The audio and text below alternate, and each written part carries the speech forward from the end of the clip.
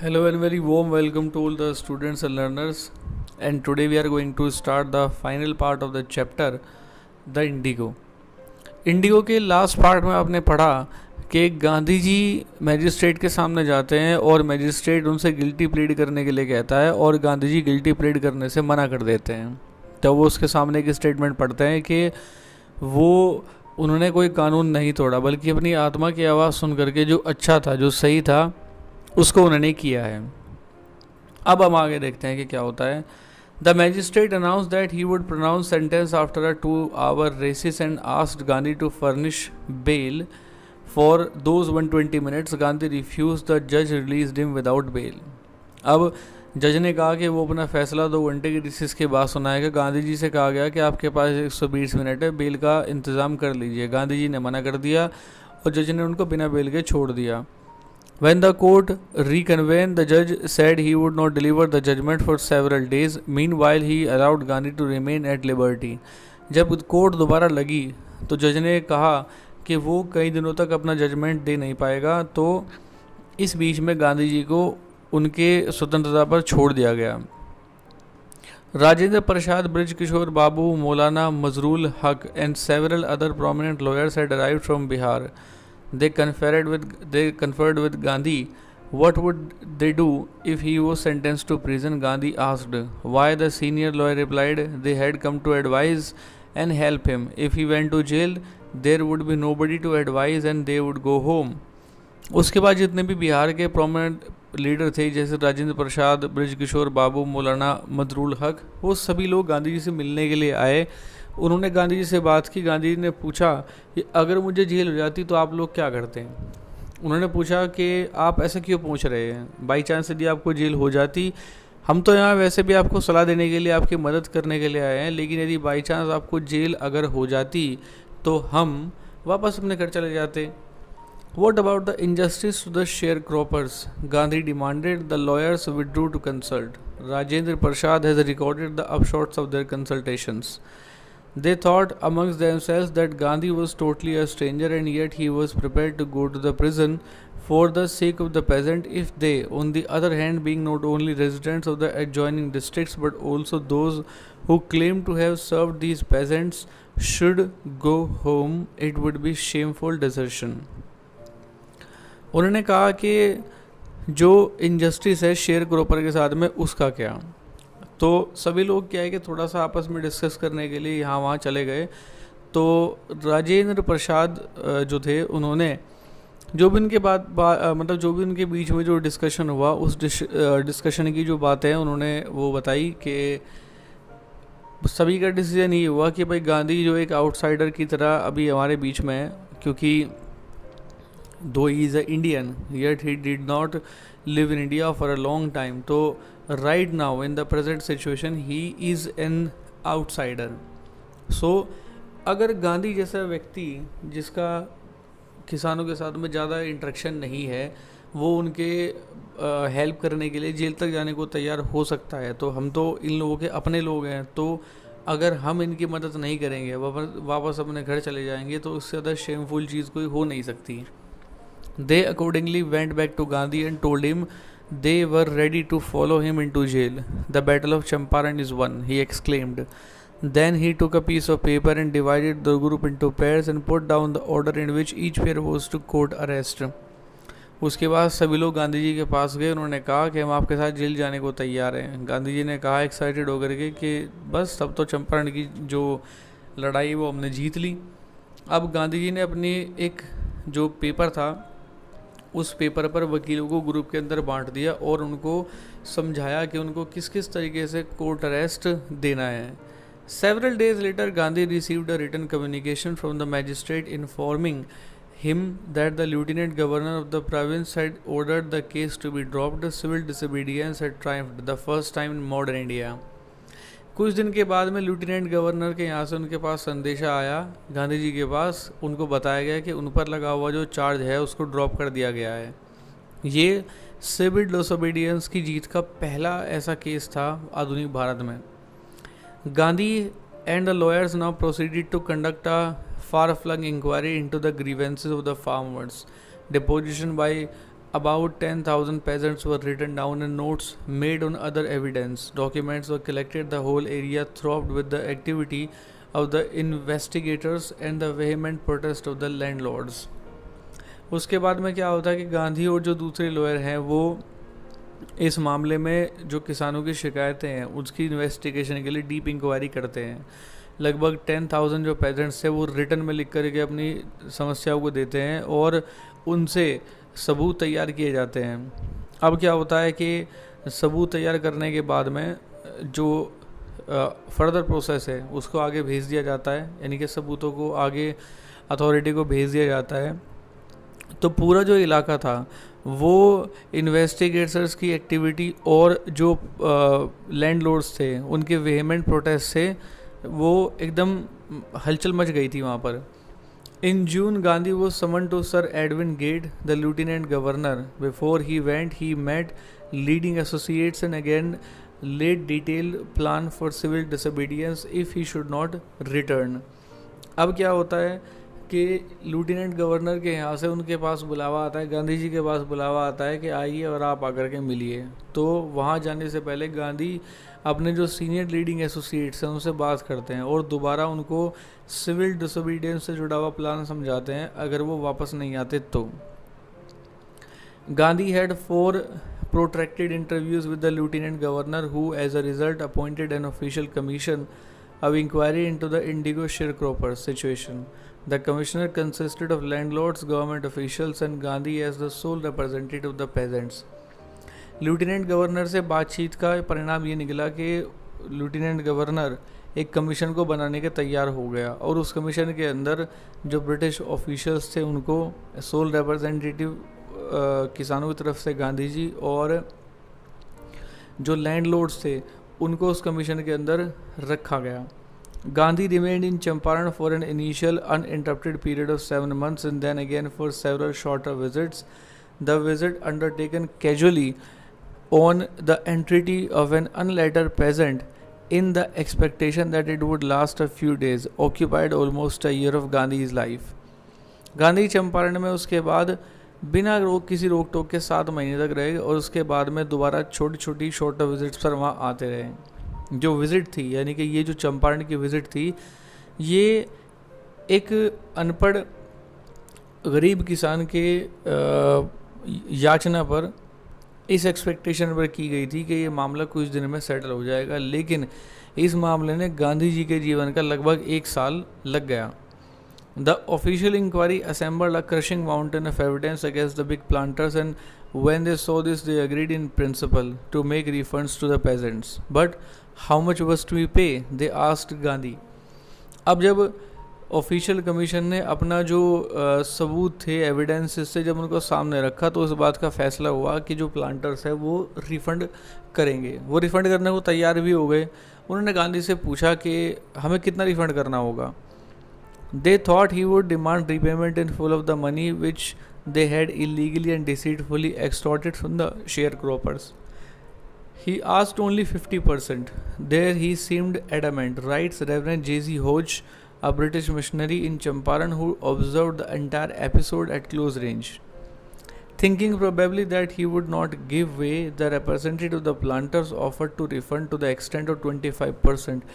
And to his amazement, Mr. Gandhi took him at his word, thus breaking the deadlock. उसके बाद क्या हुआ कि उन सब लोगों ने सोचा कि जो पैसा उन्होंने बेईमानी से और धोखे से गरीब किसानों से उन्होंने उगाया था उसको फुल पेमेंट की वो डिमांड करेंगे, लेकिन गांधी जी ने केवल 50% पैसे की डिमांड की.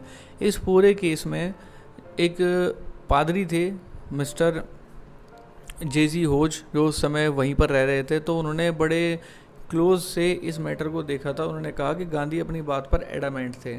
तो लैंड ओनर्स को ये लगा कि गांधी कहीं अपनी बात पर दोबारा से अड़ ना जाए, तो अपनी तरफ से उन्होंने 25% का ऑफ़र उनको दे दिया. अब उनके अमेजमेंट को देखते हुए यानी कि उनको अमेज़ करते हुए, ड्यू टू देयर अमेजमेंट, उनको आश्चर्यचकित करते हुए गांधी जी ने 25% का जो ऑफ़र था उसको एक्सेप्ट कर लिया और इस तरीके से जो गतिरोध था, जो डेडलॉक था, वो ख़त्म हो गया.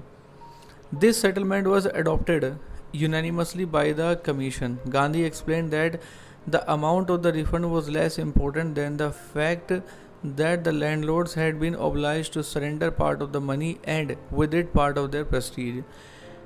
अब उनके इस फैसले को सभी ने एक मत रूप से मान लिया गया और उसके बाद में गांधी जी ने इस चीज़ को एक्सप्लेन किया कि जो रिफ़ंड का अमाउंट है वो इतना इम्पॉर्टेंट नहीं है.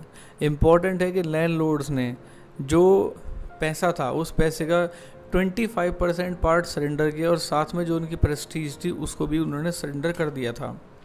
Therefore, as far as the peasants were concerned, the planters had behaved as lords above the law. Now the peasants saw that he had rights and defenders. He learned courage. अब ये सब episode देखने के बाद में जो land owners थे, जो वहाँ के ज़मींदार लोग थे, जो अपने आप को कानून से ऊपर मानते थे, अपने आप को खुदा मानने लगे थे, पेजेंट्स लोगों ने अब ये देखा कि उनके पास अधिकार थे और वो अपना बचाव कर सकते थे. उन्होंने हिम्मत करना सीख लिया था. Events justified Gandhi's position. Within a few years, the British planters abandoned their estates, which reverted to the peasants. Indigo sharecropping disappeared. और इस इवेंट के बाद में जो ब्रिटिश प्लांटर्स थे उन्होंने अपनी जो ये ज़मींदारी जो थी इसको छोड़ दिया और वापस जो खेत थे वो पेजेंट्स के पास चले गए. इंडिगो शेयर क्रॉपिंग ख़त्म हो गई. Gandhi never contented himself with large political or economic solutions. He saw the cultural and social backwardness in the Champaran villages and wanted to do something about it immediately.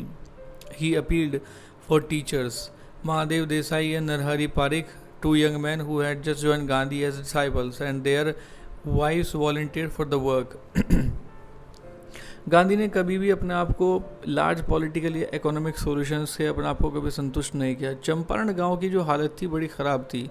वहाँ गांधी जी ने cultural और social backwardness थी उसके लिए तुरंत कुछ करने के लिए सोचा और इसके लिए उन्होंने दो टीचर्स से अपील की, महादेव देसाई और नरहरि पारिक, जो उनके अभी अभी नए यंग डिसाइपल्स बने थे. उनकी जो बीवियाँ थी उन्होंने अपनी मर्ज़ी से वहाँ काम किया. Several more came from Bombay, Pune and other distant parts of the land. बाकी जब सब लोग थे बॉम्बे, पूना और जो दूसरे दूर की जगह थी वहाँ से वो लोग आए. Devdas Gandhi's youngest son arrived from the ashram and so did Mrs. Gandhi. Mrs. Gandhi उनका जो छोटा बेटा था वो भी वहाँ आया. Primary schools were opened in 6 villages. Kasturbai taught the ashram rules on personal cleanliness and community sanitation. Kasturbai ने जितने भी आश्रम के रूल्स थे पर्सनल क्लीनलीनेस से जुड़े हुए, कम्युनिटी सैनिटेशन से, वो उन लोगों को सिखाया. Health conditions were miserable. Gandhi got a doctor to volunteer his services for 6 months. 3 medicines were available: castor oil, quinine and sulfur ointment. Anybody who showed a coated tongue was given a dose of castor oil. Anybody with malaria fever received quinine plus castor oil. Anybody with skin eruptions received ointment plus castor oil. Health condition बड़ी दयनीय स्थिति में थी. गांधी जी को volunteer करने के लिए 6 महीने के लिए एक डॉक्टर मिल गया. 3 मेडिसिन का इस्तेमाल किया गया, कैस्टर ऑयल, क्विनाइन और सल्फर ऑइंटमेंट का. अगर किसी की जो टंग थी वो अगर किसी को टंग की कोई समस्या थी तो उसको कैस्टर ऑयल दिया जाता था. अगर किसी को मलेरिया हो जाता था तो उसको क्विनाइन दी जाती थी प्लस कैस्टर ऑयल मिलता था. और अगर किसी को स्किन इरप्शन होता था यानी कि स्किन की कोई अगर बीमारी होती थी तो उसको ऑइंटमेंट दिया जाता था प्लस कैस्टर ऑयल मिलता था. Gandhi noticed the filthy state of women's clothes. He asked Kasturbai to talk to them about it. One woman to Kasturbai into her hut and said, look, there is no box और cupboard here for clothes. The sari I am wearing is in the only one I have. उनके पहनावे को लेकर भी, खास करके औरतों के पहनावे को लेकर भी गांधी जी को बड़ी निराशा हुई क्योंकि वो बड़े भद्दी स्टेट में थे. उनने कस्तूरबाई से इस बारे में उन लोगों से बात करने के लिए कहा. एक औरत कस्तूरबाई को अपनी झोपड़ी में ले गई और कहा कि देखो, मेरे पास कोई बक्सा या फिर कपबोर्ड नहीं है कपड़ों को रखने के लिए, ये एकमात्र साड़ी मेरे पास है जो मैंने पहनी हुई है. During his long stay in Champaran, Gandhi kept a long distance watch on the ashram. He sent regular instructions by mail and asked for financial accounts. So once he wrote to the residents that it was time to fill in the old latrine trenches and dig new ones, otherwise the old ones would begin to smell bad. अब उसके बाद में क्या होता है कि अपने लंबे अरसे तक चंपारण में रहने के बाद गांधी जी ने अपने आश्रम पर दूर से नज़र बना रखी थी। वो रेगुलर वहाँ पर इंस्ट्रक्शन भेजते थे मेल के द्वारा, उनसे फाइनेंशियल अकाउंट्स के बारे में पूछते थे। तो एक बार उन्होंने रेजिडेंट्स को लिखा कि जो वहाँ पर लेटरिन के जो गड्ढे हैं उनको आप नए खोद करके बना दीजिए, क्योंकि पुराने वाले वो बेकार हो जाएंगे तो उनमें से बदबू आने लगेगी। The Champaran episode was a turning point in Gandhi's life. What I had, he explained, was a very ordinary thing. I declared that the British could not order me about in my own country. Champaran का जो episode था वो एक turning point था गांधी की ज़िंदगी में। तो गांधी जी ने एक्सप्लेन किया जो मैंने किया वो एक साधारण सी चीज़ थी। मैंने ब्रिटिशर्स को डिक्लेयर कर दिया था कि आप मेरे देश में मुझे ऑर्डर नहीं दे सकते। But Champaran did not begin as an act of defiance. It grew out of an attempt to alleviate the distress of large numbers of poor peasants. This was a typical Gandhi pattern. His politics were intertwined with the practical, day-to-day problems of the millions. His was not a loyalty to abstractions. It was a loyalty to living human beings. Champaran का जो episode था इसने defines की शुरुआत नहीं की थी, आज्ञा उल्लंघन की शुरुआत नहीं की थी, जबकि ये एक अटैम्प्ट था कि जितने भी जो डिस्ट्रेस लोग हैं, खास करके पुअर जो पेजेंट्स हैं, उनको उनकी गरीबी, उनके डिस्ट्रेस से ऊपर उठाने का एक मकसद था। गांधी जी की जो ये टिपिकल पैटर्न था जिसमें कि पॉलिटिक्स और प्रैक्टिकल चीज़ें मिली हुई थी, जो डे टू डे जो लोगों की डे टू डे प्रॉब्लम से जुड़ी हुई थी, वो केवल एब्स्ट्रैक्शन यानी कि केवल सिद्धांतवादी नहीं थे, बल्कि वो जो लिविंग ह्यूमन बीइंग थे उनकी लॉयल्टी उनके साथ भी थी। In everything Gandhi did, moreover he tried to mold a new free Indian who could stand on his own feet and thus make India free. हर चीज़ में गांधी चाहते थे कि एक नए बात का निर्माण किया जाए जो अपने पैर पर खड़ा होकर अपने आप को स्वतंत्र कर सके। Early in the Champaran action, Charles Freer Andrews, the British pacifist who had become a devoted follower of the Mahatma, came to bid Gandhi farewell before going on a tour of duty to the Fiji island. Gandhi lawyers friends thought it would be a good idea for Andrews to stay in Champaran and help them. Andrews was willing if Gandhi agreed, but Gandhi was vehemently opposed. He said, "You think this is that is in this unequal fight, it would be helpful if we have an Englishman on our side. This shows the weakness of your heart. The cause is just, and you must rely upon yourselves to win the battle. You should not seek a prop in Mr. Andrews because he happens to be an Englishman." अब क्या हुआ कि एक व्यक्ति थे Charles फ्रियर Andrews, जो कि गांधी के बिल्कुल पक्के वाले फॉलोवर थे। वो एक इंग्लिश पेसिफिस्ट थे। पेसिफिस्ट का मतलब होता है कि वो व्यक्ति जो शांति के लिए काम करता है, यानी कि शांति बहाल करने के लिए काम करता है। तो चार्ल्स फ्रियर एंड्रूज गांधी के पक्के वाले फॉलोअर्स में से एक थे और उन्होंने गांधी से इजाज़त मांगी कि वो फिजी आइलैंड जाना चाहते हैं काम करने के लिए। तो उनके जो कुछ लॉयर दोस्त थे उन्होंने गांधी जी को सलाह दी कि क्यों ना चार्ल्स एंड्रूज़ को अपने साथ शामिल कर लिया जाए। चार्ल्स एंड्रूज़ भी उनके साथ काम करना चाहता था, लेकिन गांधी जी ने इसका बड़ा प्रचंड तरीके से विरोध किया। उन्होंने कहा कि देखो ये अच्छी बात नहीं है कि अगर हम अपने कोज़ के लिए किसी ब्रिटिश व्यक्ति को अपने साथ मिला लें तो ये इनजस्टिस होगा, क्योंकि लड़ाई आपकी है, आपको अपने आप पर भरोसा रखना होगा और ये जीत आप मतलब ये जो लड़ाई है आपकी है, आपको अपने पर भरोसा रखना होगा और आपको मिस्टर एंड्रूज से इसमें सपोर्ट की उम्मीद नहीं करनी चाहिए, क्योंकि वो एक अंग्रेज़ व्यक्ति हैं। He had read our minds correctly, Rajendra Prasad comments, and we had no reply. Gandhi in this way taught us a lesson in self reliance. उन्होंने हमारे मन की बात पढ़ ली थी, राजेंद्र प्रसाद ने कहा, और हमने कोई रिप्लाई नहीं किया था। गांधी ने इस तरीके से हमें सेल्फ रिलायंस, आत्मनिर्भरता का पाठ पढ़ाया। Self reliance, Indian independence and help to share croppers were all bound together. आत्मनिर्भरता, Indian independence and help to share croppers, और ये जो शेयर क्रॉपर्स थे इनकी मदद, वर ऑल बाउंड टुगेदर, ये तीनों चीज़ें साथ साथ में जुड़ी हुई थी। So this was the end of the chapter Indigo, and I'll be meeting with you in our next story. Till then, thank you very much.